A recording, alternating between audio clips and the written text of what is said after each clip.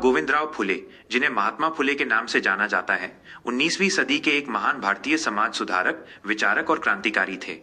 उन्होंने अपना जीवन समाज में व्याप्त जातिगत भेदभाव, छुआछूत और लैंगिक असमानता जैसी कुरीतियों को खत्म करने के लिए समर्पित कर दिया।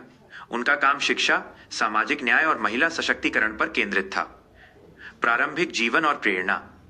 ज्योतिबा फुले का जन्म 11 अप्रैल 1827 को महाराष्ट्र के पुणे में हुआ था। उनका परिवार माली जाति से था, जो उस समय एक निम्न मानी जाने वाली जाति थी।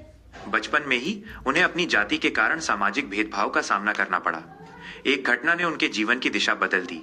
जब वे अपने एक ब्राह्मण मित्र की शादी में गए तो उन्हें वहां अपमानित किया गया और समारोह से बाहर निकाल दिया गया। इस घटना ने उन्हें सामाजिक असमानता के खिलाफ लड़ने के लिए प्रेरित किया। शिक्षा और सामाजिक कार्य। ज्योतिबा फुले ने शिक्षा को सामाजिक परिवर्तन का एक महत्वपूर्ण साधन माना। उनका मानना था कि अज्ञानता ही गुलामी का मूल कारण है।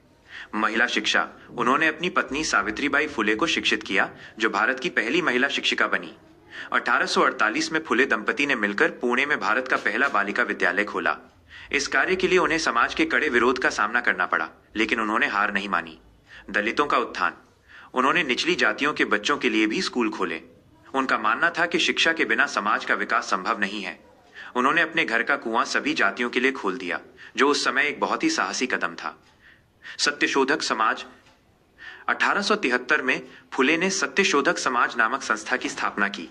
इस संगठन का उद्देश्य समाज में समानता और न्याय को बढ़ावा देना था।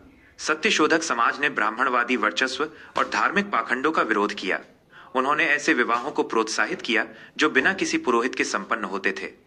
ये संस्था सभी लोगों को समान मानती थी, चाहे उनकी जाति, धर्म या लिंग कुछ भी हो। प्रमुख लेखन। ज्योतिबा फुले ने अपने विचारों को कई पुस्तकों और लेखों के माध्यम से व्यक्त किया। उनकी कुछ महत्वपूर्ण रचनाएं हैं। गुलामगिरी 1873। इस पुस्तक में उन्होंने जाति व्यवस्था और उसके शोषणकारी इतिहास की आलोचना की। शेतकऱ्यांचा आसूड, किसानों का कोड़ा।